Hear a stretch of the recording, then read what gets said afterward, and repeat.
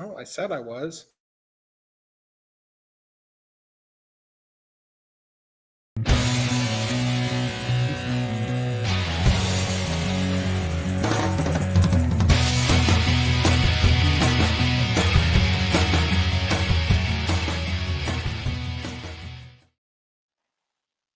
Hello, Internet, and welcome to episode number 264. That's right, 264 of the Comic Watchers Show. He's Chad, I'm Matt. We love comics, and this is our show where we talk about them. This week, our guest is industry lawyer Gamal Hennessy. Gamal, how are you this evening, sir?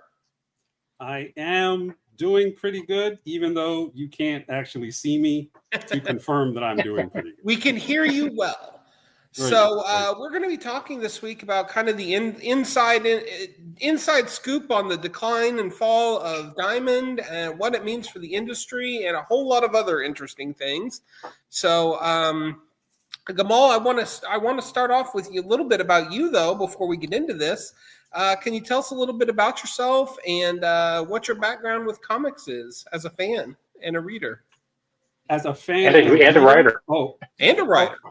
Oh, we have to go way back now. Well, let's start with the now. We can move backwards a little bit. My name is Gamal Hennessy. I am an attorney, author, and business consultant, and I specialize in the comic book industry. It's like 85% of my client base. I have been reading comics because I was born in the late 1900s. I have been reading comics since Neil Adams has been drawing Batman. I think that is the first comic that was given to me. Although I grew up pretty much being a Marvel fan and working at Marvel and all of that stuff, I started out with Batman, grew up with, the Elf Quests, the Alien Legions, the Grendels, the Master of Kung Fu's. Pretty much have been reading comics since I was 5 or 6 years old, which is probably like 5 decades now. Which I probably shouldn't be saying out loud, but whatever. It's 5 decades. I'm almost there. See, there you go. I mean, there's a lot of things that have changed since I started, but most notably has been the price. I mean, back in my day, you damn kids, back in my day, a comic book was 15 cents, but it ain't now. Certainly not. And you've had 2 successful Kickstarters where you've kind of taken what you've learned and put it in a book for other creators. Am I framing that correctly? What happened was I have been representing clients in the comic book industry pretty much straight through since 2012. When I started out in the industry, I started as the in-house counsel for a Japanese animation and manga company. And I did that for about 4 years. And then I moved to Marvel, where I was there for about 2 years as their international publishing manager.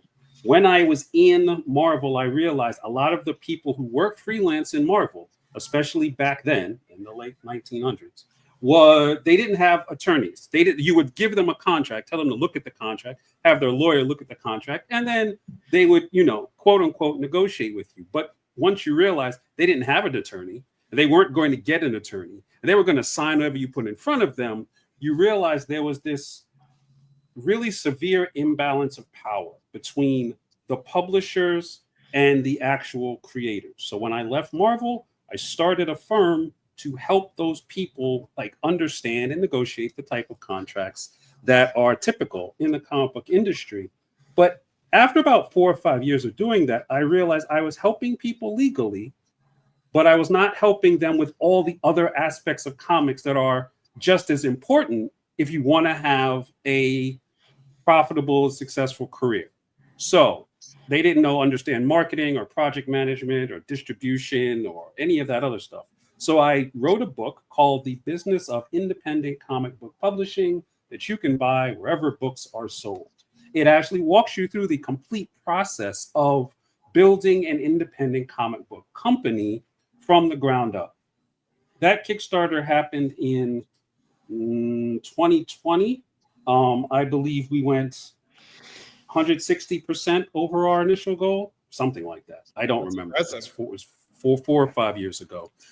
And about 2 years ago, I wrote the follow-up book, which was called The Business of Freelance Comic Book Publishing, because a freelance artist has a different business model, a different set of financial motivations, different set of concerns. I wrote the process of producing comics from the point of view of a freelancer, and then put that book together. That book also was a successful Kickstarter. People are now discussing with me and trying to convince me to do a second edition of The Business of Independent Comic Book Publishing, because the first version didn't really go into artificial intelligence or creator-owned deals or merchandise licensing or any of those other secondary kind of focuses. So if the right person waves enough money in front of me, I guess, I will do another edition of the book. Well, I think last time we had you on to talk about that edition and the Kickstarter, we kind of, the whole AI debate had just kind of started. So it's, we'll go ahead and delve into this. How has it,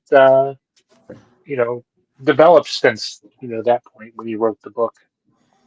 What do you mean, the AI issue? There's been Yeah. a lot of developments back and forth. There's actually a seminar that a group of other comic book attorneys and I do every year at New York Comic Con, where we teach attorneys in general how to represent clients who work in the comic book industry. And one of the major focuses that we've had to have over the past 3 years has been artificial intelligence. The short answer is there's a lot of litigation that's still going on, trying to determine what companies that use AI or develop AI can or cannot do with respect to copyright and intellectual property. Can they just ignore intellectual property rules, or do they have to pay for the work that they are, using to train their large language models? The court cases have not been decided yet, but I believe the industry is going to go in the same direction that the music industry went into back when you had Napster and LimeWire. And since a lot of people listening to the sound of my voice right now do not remember what Napster or LimeWire was, I will attempt to explain it as quickly as possible. Basically, there was what was called a peer-to-peer streaming service called Napster. And basically people were taking music that they owned on CDs or MP3s or whatever, putting it on this server and letting everyone else use it, which is a clear case of copyright infringement because the music companies weren't making money. The music companies sued Napster, basically sued Napster out of existence. There is no Napster now. I mean, I guess if you go to the website, there might be a website there, but there's nothing on Napster. But once Napster and LimeWire and other similar sites collapsed, very shortly after that, you got Spotify, Apple Music, you got Amazon Music, where it's basically the same idea. All the music everywhere is on this site, and you can listen to it whenever you want. And theoretically, the artists get paid. In actual point of fact, the artists don't get paid.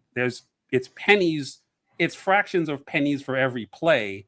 So even somebody like Snoop Dogg or Taylor Swift is not actually making decent money on Spotify.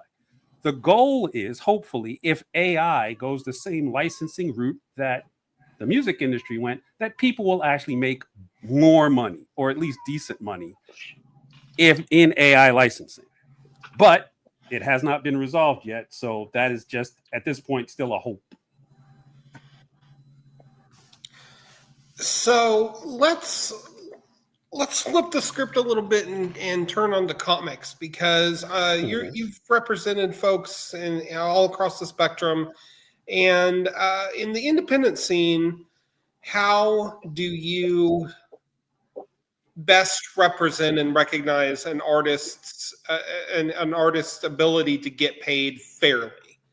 Like, there's a lot, and let me clarify that.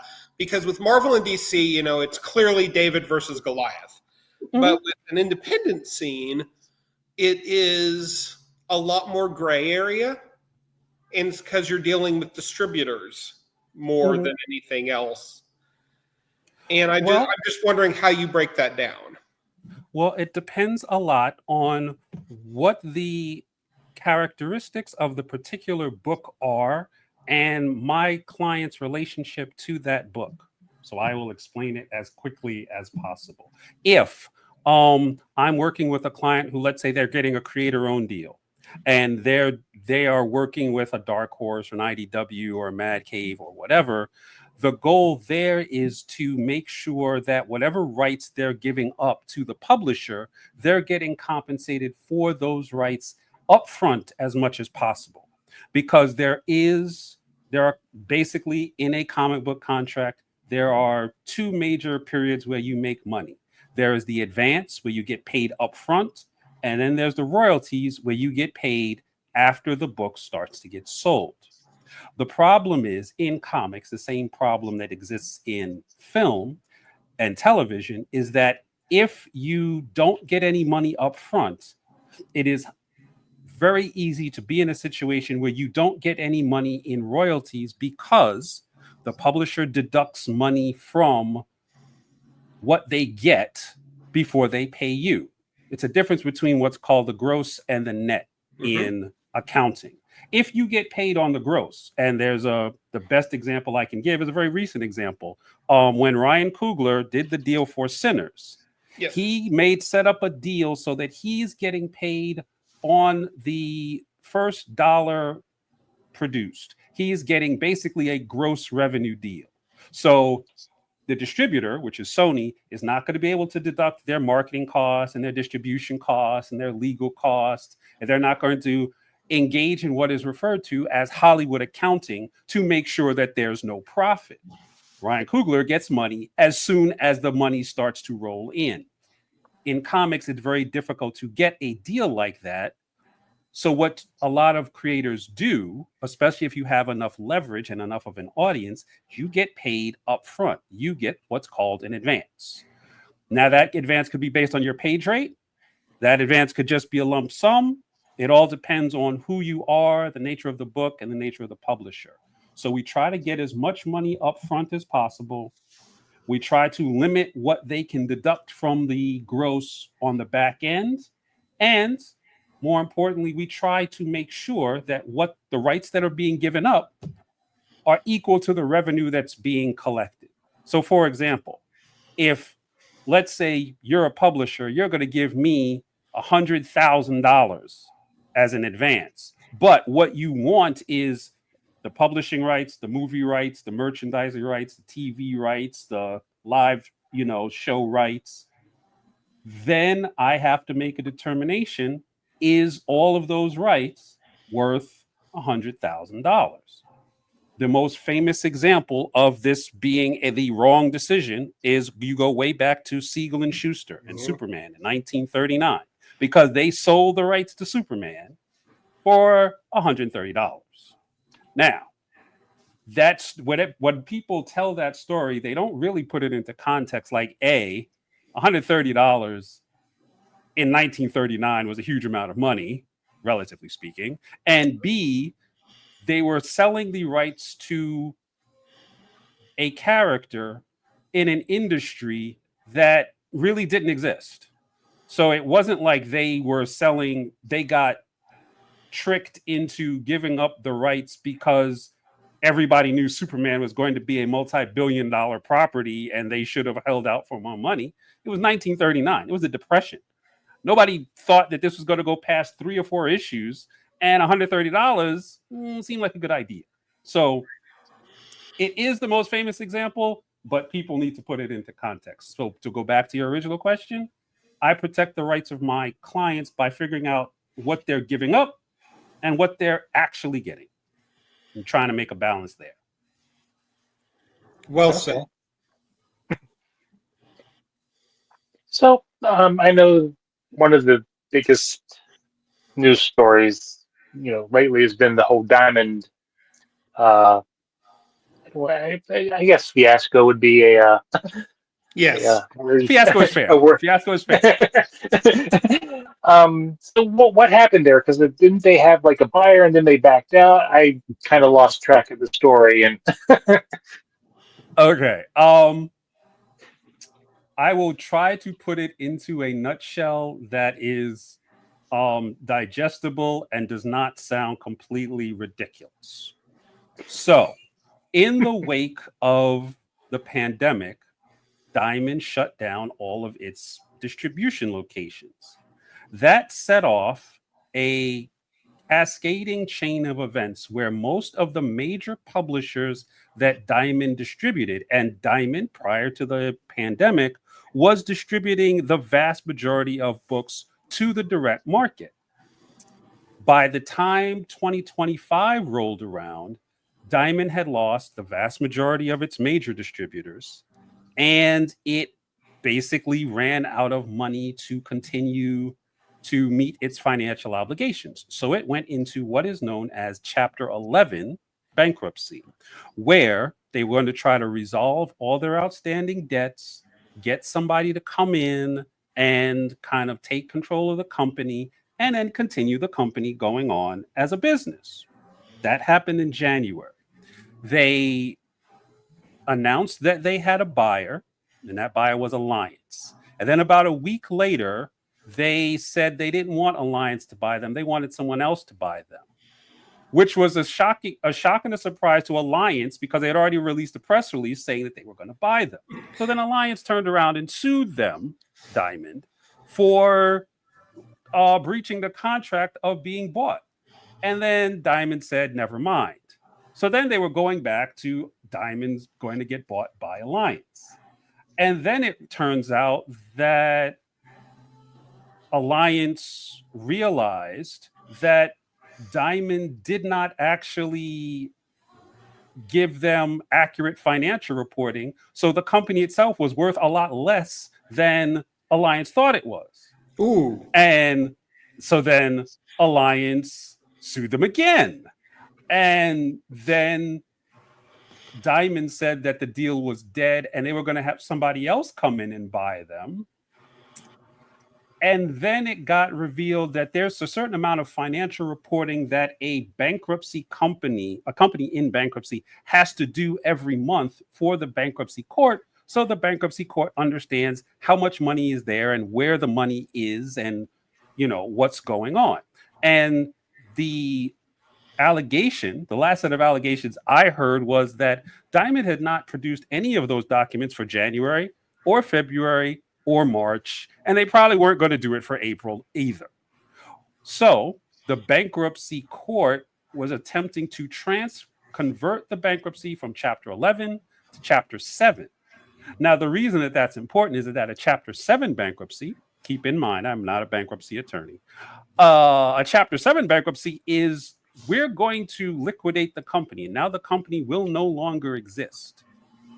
Now, there have been other allegations along with all of what I just described with money kind of disappearing and going to people it wasn't supposed to go to and all other manner of shenanigans.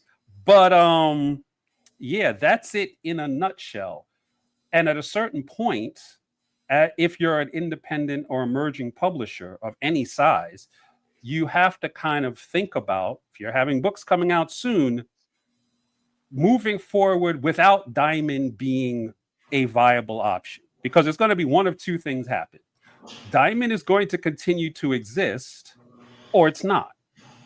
If it's not, then you can't use Diamond again in the direct market because they're not there.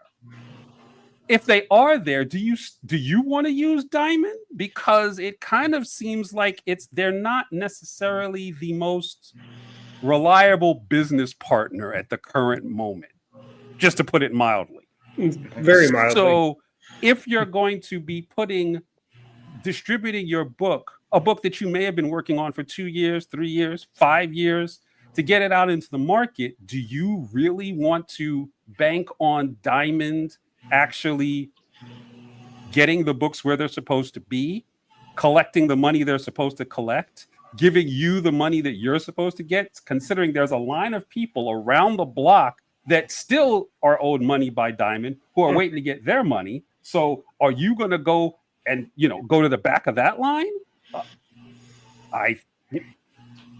That's the situation in a nutshell.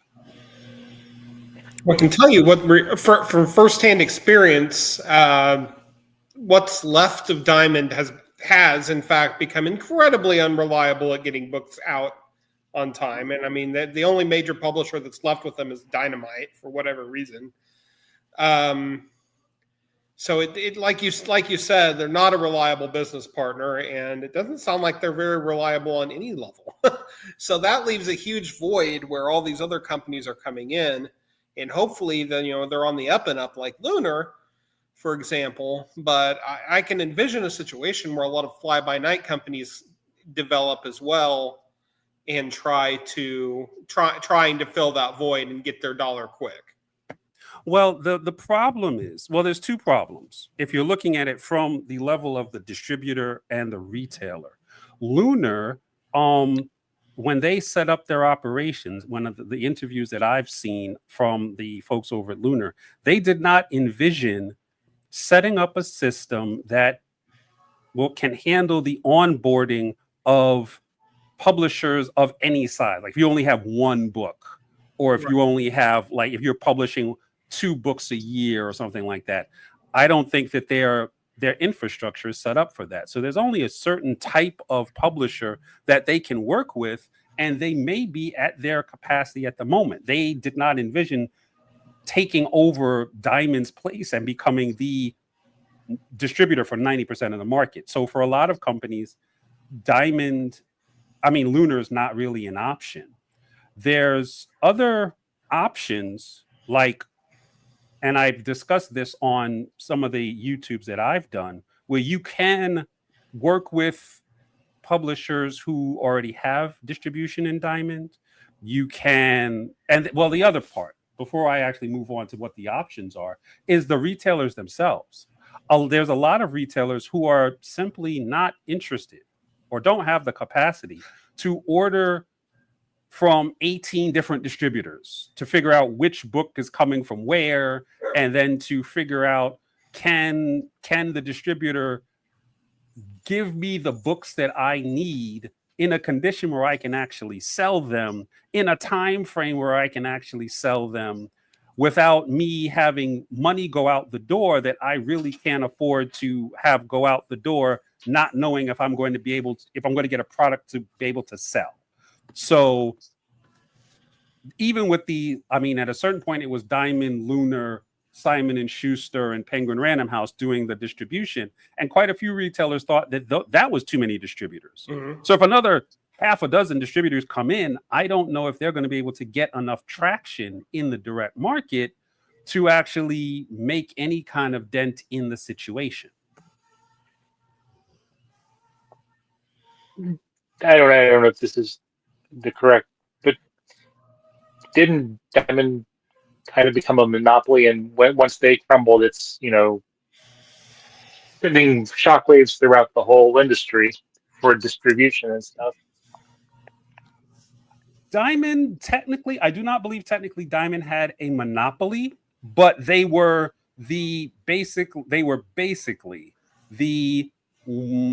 so big that even if there were other distributors, it didn't make a difference. Like every client that I've had between 2012 and 2024, after their Kickstarter, their next major step was they wanted to get into Diamond previews.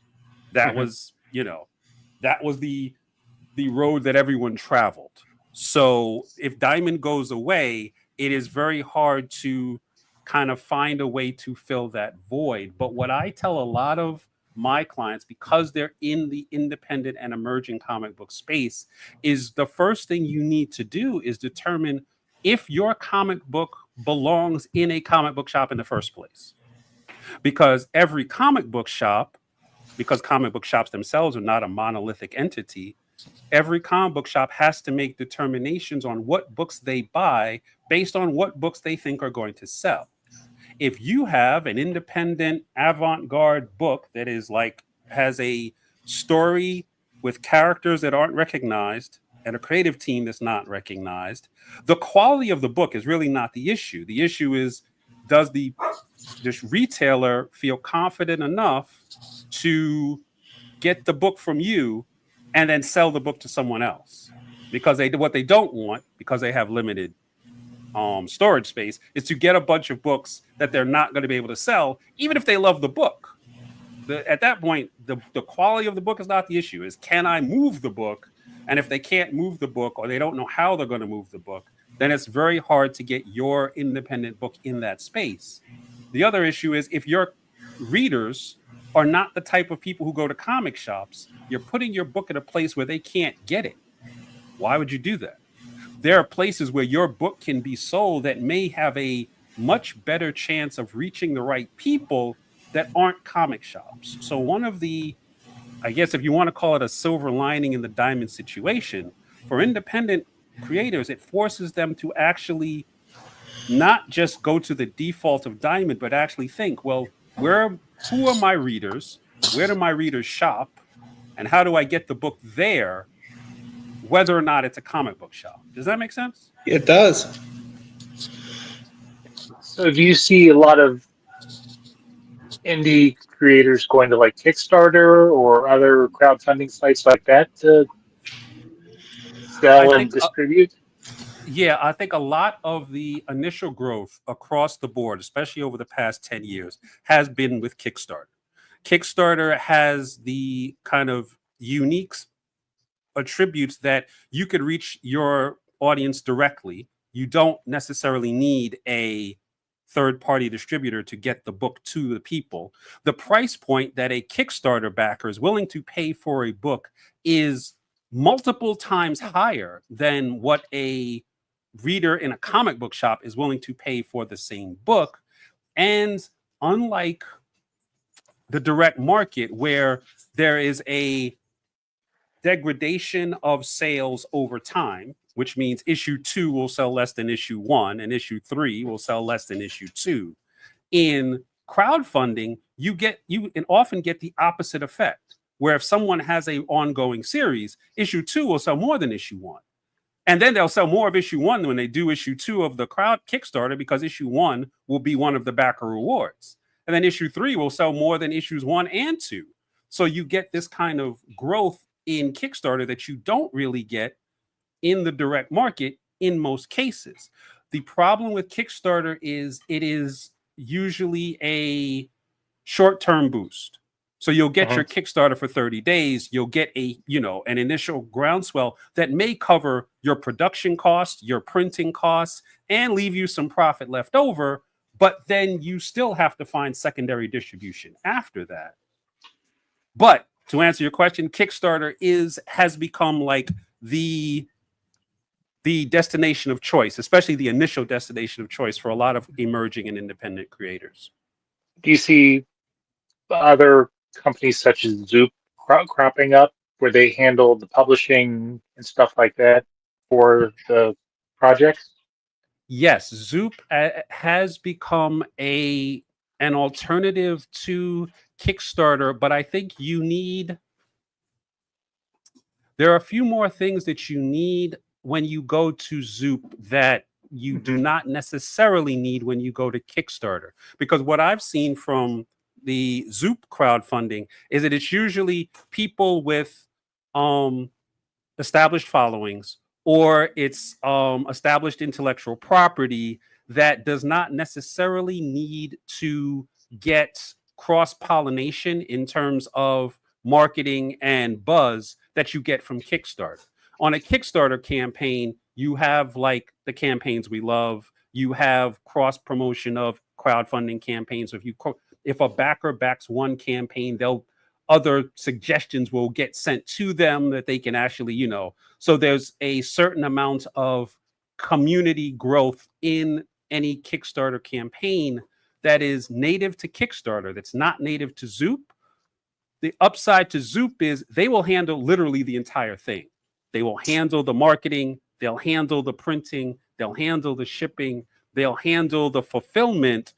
It's just that every every element that they handle, they take a larger and larger cut for every service they provide, which makes sense. Kickstarter, basically, they're a crowdfunding platform, and you don't have to give them anything else except for the fact that Kickstarter today launched their backing manager program. I think that's what they call it, but it's basically a way for you to have fulfillment and all of that stuff handled through Kickstarter and not have to use like a backer kit or anything else.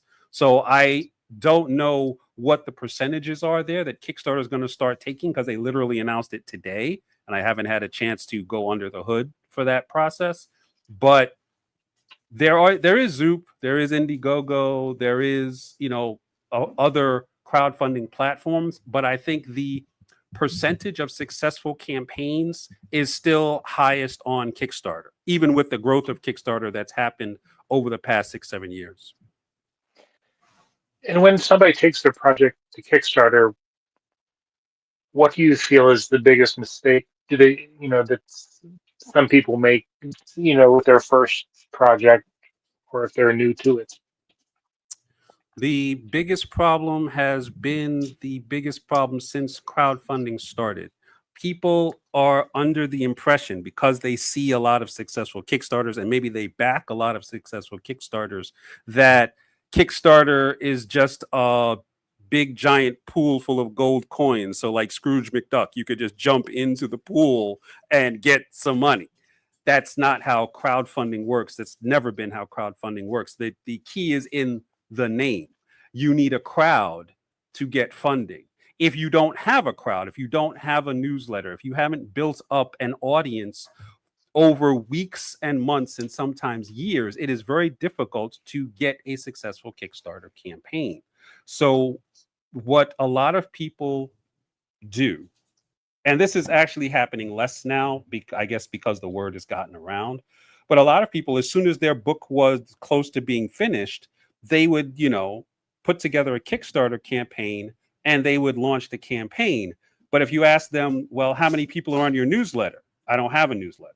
How many people what's your social media following? I don't have one. Well, who's supposed to back your book if nobody knows about you or your book?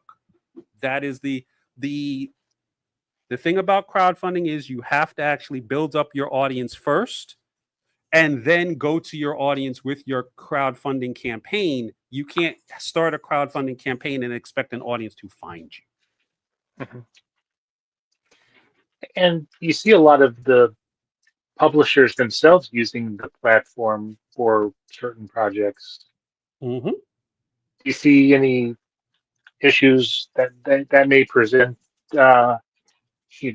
for them or for, the people just in It's general?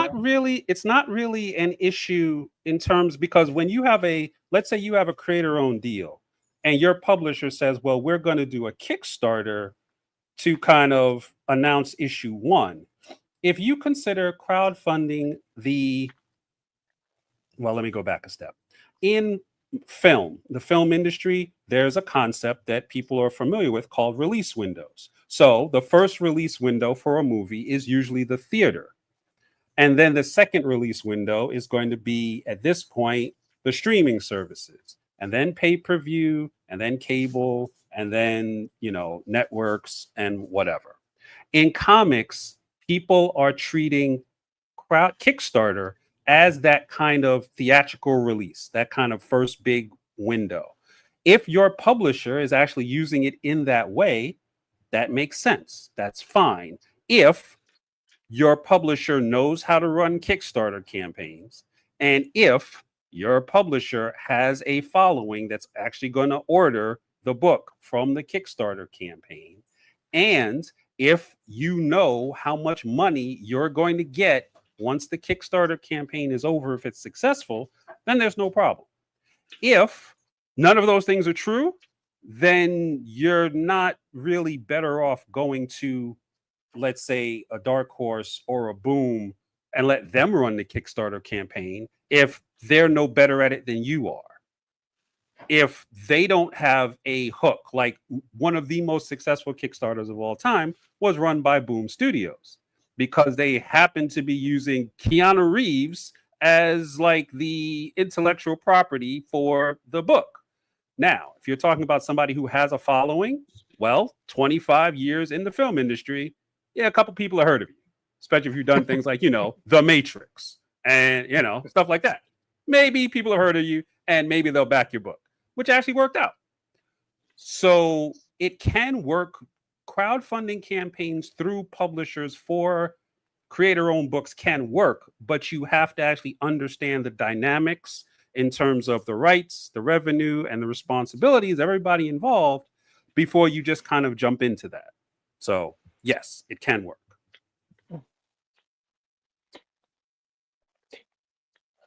Matt, do you have any questions about this line? You're on mute. You're muted. My mistake. No, I was. You look like you were about to have another good deep thought question, and I was letting you take the wheel. Well, I was going to turn it to everybody's favorite topic recently, and I don't know how, Gamal, I don't know how much you know about this, but tariffs and how they could affect the comic book industry and printing and all that fun stuff. And are Well, Penguins printing comics or something? well, the sad part is that the tariff situation kind of dropped into the comic industry's lap literally at the same time as the Diamond situation. So people were stuck with the dual prospect of not being able to get the books printed, or if they got the books printed, not being able to pay to have them brought into the country. And even if they brought them into the country, not having a way to get them into comic shops. So it was a snafu across the board. However, several things happened with the tariff situation that have not necessarily resolved anything, but have made things, if anything, more confusing. Because first, there was a schedule that the government put out that made certain products exempt. And before I actually go into that, I should point out that a significant number of comics from both small publishers and large publishers are either printed in China, or they're printed in Canada, or they're printed in Korea. And even if they aren't, the paper that they're printed on comes from one of those places. So I talked to a friend of mine who does print management over at Penguin Random House, and for their part in their comics, they say they have a warehouse full of paper. It is sitting in an undisclosed location, and they have printers that can print pretty much for 2-3 years at a clip. So they don't care because they're Penguin Random House. Now, the vast majority of other companies in the comic book space do not have a random warehouse full of just really cool paper that they could just sit on until the next election. It's not really a viable option. Not super viable, right? No, but there was a schedule put out by the government that said certain products were exempt from tariffs. And the anecdotal story was that because Bibles were on that list, and Bibles were books, that certain books and comic books were not part of the tariff. So it's like, well, maybe comic books are not subject to the tariff. And then the tariff got pulled back or rescinded for 90 days, except for China. And then other printers were telling their clients, their comic book clients, that they could figure out workarounds to get the books where they needed to be. But some people have said that their books, even if they were printed in Canada, were getting rejected at the border because the U.S. authorities were concerned that the books were being shipped from China through Canada to as some kind of smuggling situation. So basically the border control people thought that this comic book creator had some kind of international smuggling ring going on where they were smuggling contraband books from Damn it, China into Harlan. Canada and then into the sure. It was just a Kickstarter, guy. It wasn't that complicated. It's not Mission Impossible. It was a Kickstarter. So it like the diamond situation, the tariff situation is a situation that is still in flux. So much so that from what I read of the new Kickstarter backer application that they have to fulfill campaigns, they actually have a tariff calculator built into the functionality of their system. So when you put your book in and you say where it's coming from and where it's going to get delivered to, their system is updated on a daily basis, I guess, to figure out what the tariff is at that point or when your book will arrive so that you can actually build that into the backer tier so that people can see, okay, this is how much I'm paying for the book and this is how much I'm paying for the tariff and so on and so forth. So it is something that creators have to deal with unless you're a webtoon creator, and then you don't care because you're on webtoon and there's no tariff, there's nothing, you're just there.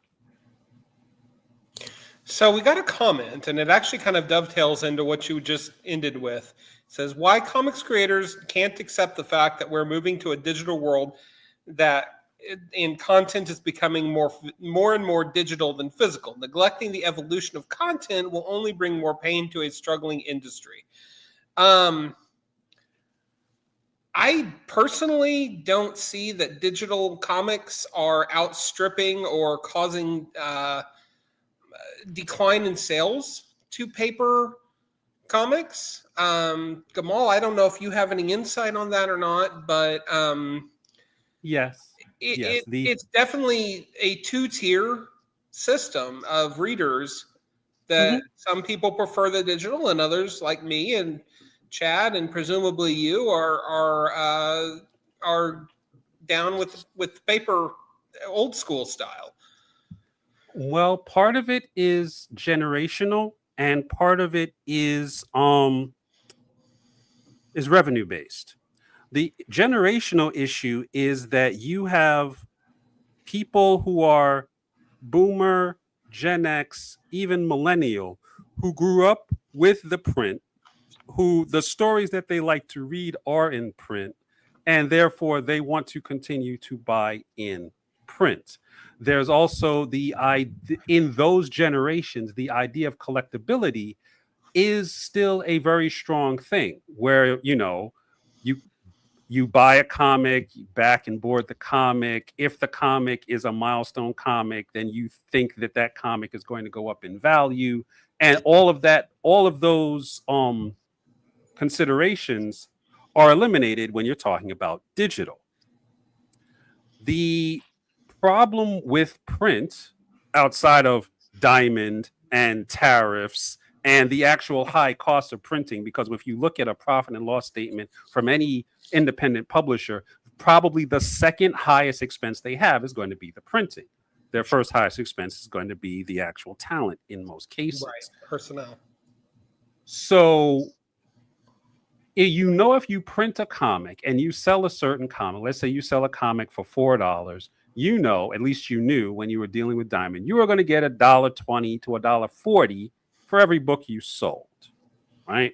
If you're going to a purely digital solution, in most cases, digital audiences are not willing to pay the same price that they're paying for print for digital. In most cases, the print audience, because if you're talking about Gen Z, Gen Alpha, they are digital natives who would prefer to read things digitally, but they would also prefer to not pay for it, which means the ease of distribution is so much higher in digital than it is in print, but the actual revenue stream is basically between 5 and 10% of what you'll get if you print the book, unless you're using an alternative revenue model. Like if you're using your comic to attract eyeballs, and then you're going to monetize those eyeballs through advertising or through other products or through something else, then it's fine.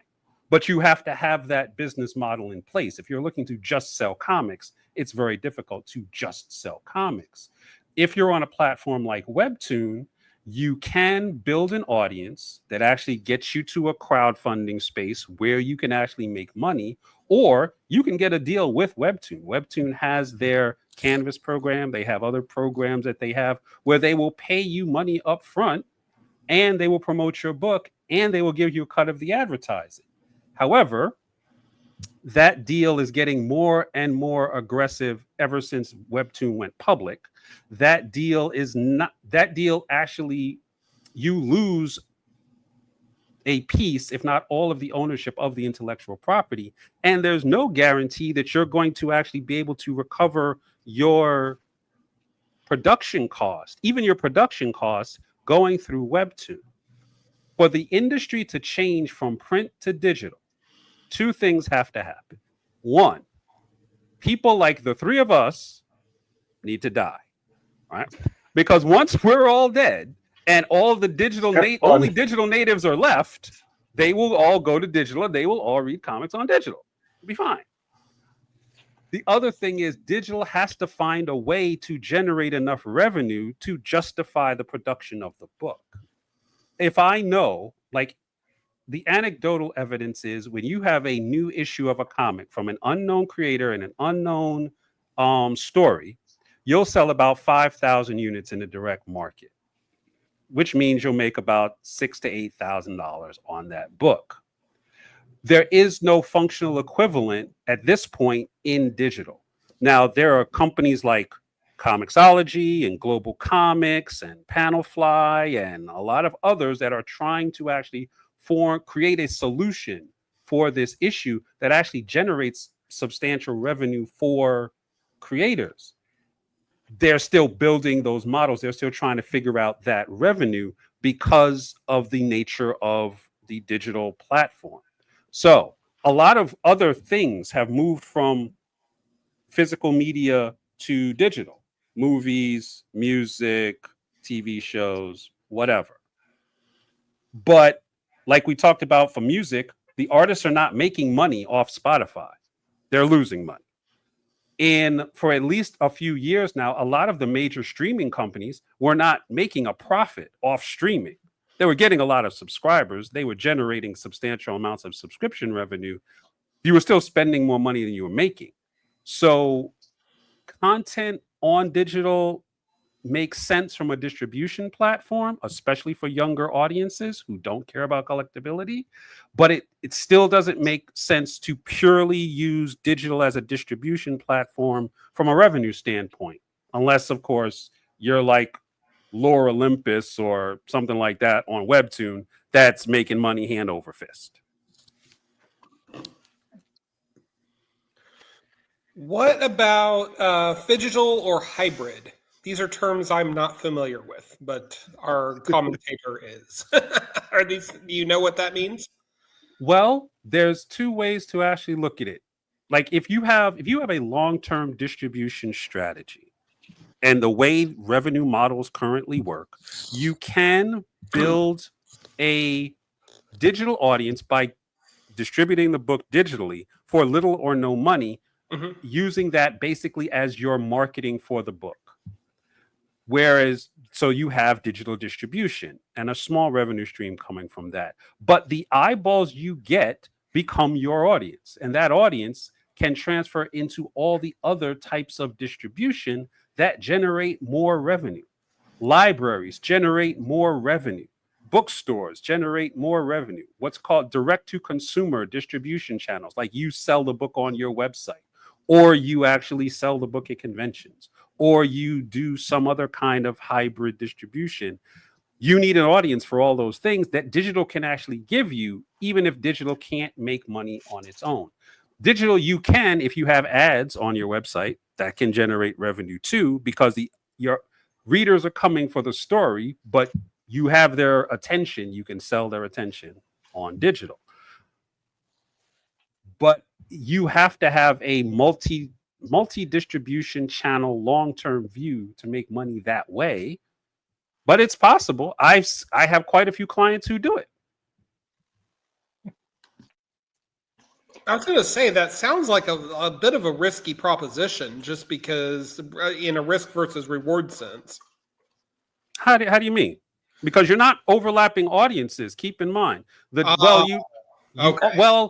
here's what's been found, and this is not a systematic study, but the people who read a book on digital are either A, willing to also buy the collected edition in print after they've read the whole thing because they're emotionally invested in it, or B, it's a completely separate audience from print. So when the digital reader reads the book, it's not as if they would have gotten in their car, gone to the comic book shop, bought the comic and read the comic if you only didn't put it online. They weren't going to go to the comic book shop either way, so you don't have to worry about that particular reader in that particular case. So right. The cannibalization of audiences from digital to print is not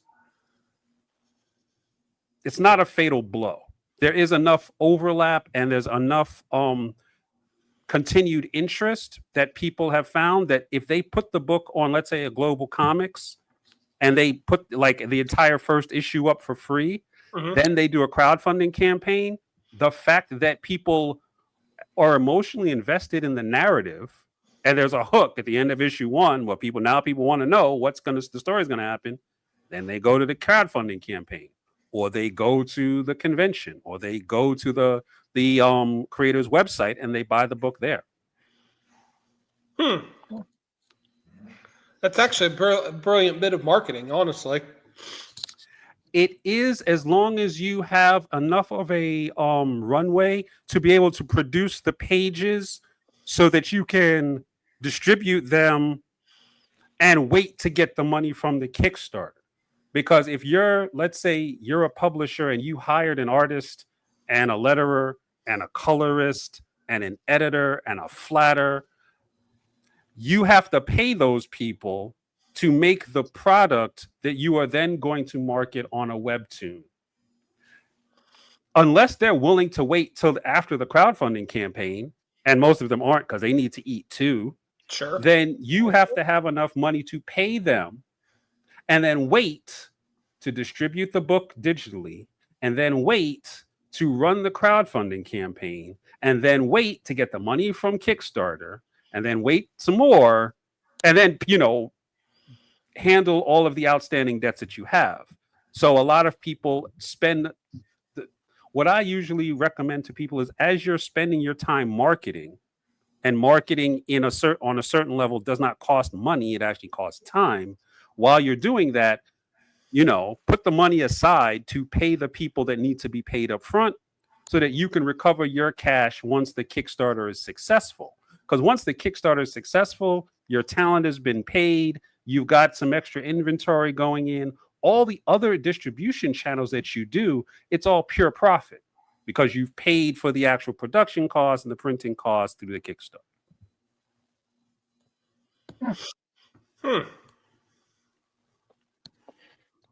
So, I know we're coming up on the hour here, but are there any other hot topics that you can think of that should be on people's radars, or that the creator-owned issue is, and when I say the creator-owned issue, what I mean is I run an organization called Comics Experience, where we help people build up careers and publishing programs for their comics.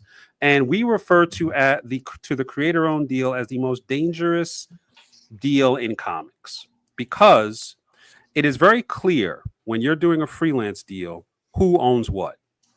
If you're doing a freelance deal for DC, you're drawing, I don't know, Absolute Batman, for a fact you don't own Batman. You're not confused by that. You get your money up front. If the book does well, you don't get anything extra.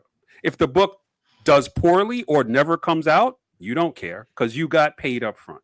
You're fine. If you're doing independent books where you own everything, you know where all the money is going and you know what's happening because it's yours. You have to do it.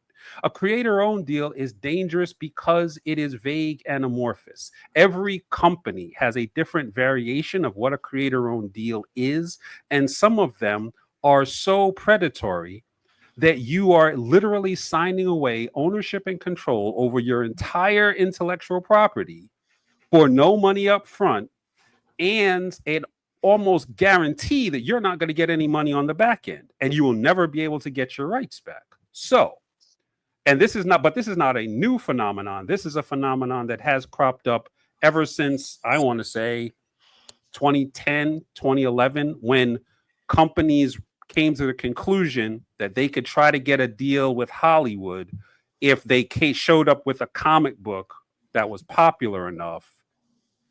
All they had to do was write the deal in a certain way that froze out the creator from any kind of participation in that revenue. So you had dozens and dozens of publishers do just that.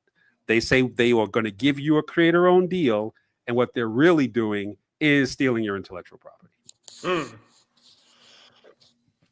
What is the best? I'm not muted.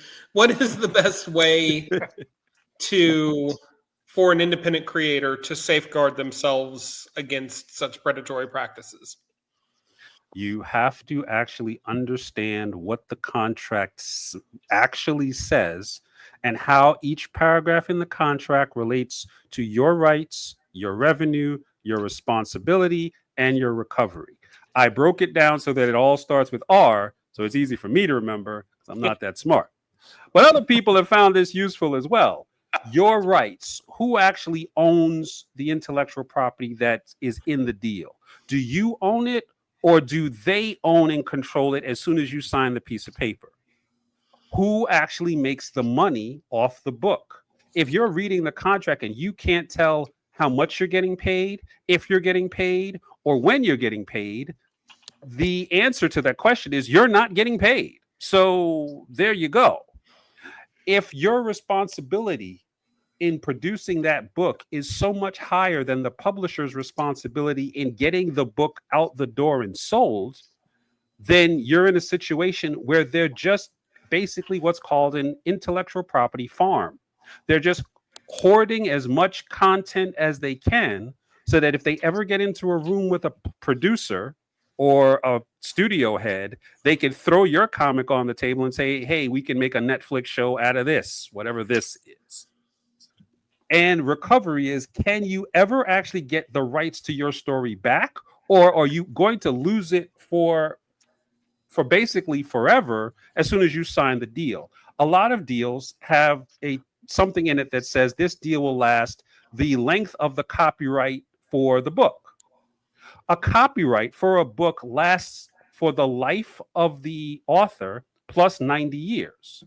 So let's say I'm 50 and I get a creator-owned deal, and they get the rights to my book for the length of the copyright.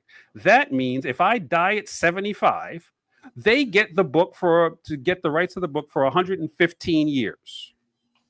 Which means if I had great grandchildren, they might be able to get the rights back, but that's highly unlikely because at that point, the only things left will be the cockroaches and the lawyers because everyone else would be dead. So when you're looking at a contract, or when you have your lawyer look at a contract, that's how they should be looking at it. What rights are being given up? What revenue is being collected? What responsibility does both parties have? And can the creator ever recover that book? If you understand the relationship between all those four things, you will actually be able to determine whether you have a good deal or a bad deal. Now, like I said earlier, if the relationship between those four things is something that's beneficial to you, then it's fine. So if somebody says, I'm going to take the rights to your book for the length of the copyright, but I'm going to give you money on the gross, I'm not going to deduct stuff and give you net, and I'm going to give you $500,000 up front, well then fine, take my book for the length of the copyright, because $500,000, is not nothing, especially if I know I'm getting a gross deal and I'm getting $1 when the book gets sold. Go ahead. It's great. It's not an all or nothing thing. It's a relationship between all those different factors. Well, okay. Well, that's very educational, and you've given us a lot to think about. Thank you for all of that, Gamal. Well, I had to do something because you couldn't see my face, so I had to actually say something useful. You had to be smart. I understand. Yeah. Well, Gamal Hennessy, thank you very much for hanging out with us tonight. And Would you like to you for the shout industry. out your YouTube and other socials? Yeah. The YouTube is called the Comics Experience Podcast. But if you type my name into YouTube, or you type my name into Facebook or LinkedIn, or don't bother typing it into Twitter because I'm not on Twitter anymore. But Blue Sky or Threads or whatever, you'll find the work that I'm doing. If you want to get a free 30-minute consultation on a legal issue that you have for your comics, you can go to my website. It's called creativecontractconsulting.com. It's all one word. And there's a form there that you can fill out to contact me, and we will set you up with a free consultation for any type of work that you need done for your comic. Well, okay. Awesome. Awesome. Yeah, that's amazing. That's an amazing resource. Thank you for that. Thank you for sharing. Not a problem. Oh, and the book, like I said, there's the business of independent comic book publishing and the business of freelance comic book publishing. Both of those are available on Amazon and Barnes and Noble and Target and all that kind of stuff. So yeah, any way you want. Hell yeah. Well, folks, thank you for listening. Our guest, And we'll be looking for you to complete that. We'll be looking for you to complete the hat trick, whatever that is. whenever that, Yeah. yes. Yeah. I'll see what I can do. It's not like it's not like you're drowning in free time or anything. Exactly. I still have to save some time to read comics. Very important. Very important. What are some of your favorite comics you're reading right now? Comics I'm reading. Well, I am enjoying the new Storm series. I am also reading. I also just finished. Well, like I said, I read a lot of Marvel. So I've been reading the Daredevil run with Elektra's Daredevil, Storm. I've been reading. Oh, there was a very good book that I read this recently. I'm not reading it now. Called 81 Days in Mariupol. It is a independent comic that is basically a comic book diary of a comic book creator who was trapped in Ukraine during the first 81 days of the invasion. Oh, wow. So they did basically a comic book diary of being like a refugee in a war zone in real time. It was like an amazing, amazing book. Highly recommended. Wow. I'll have to look for that.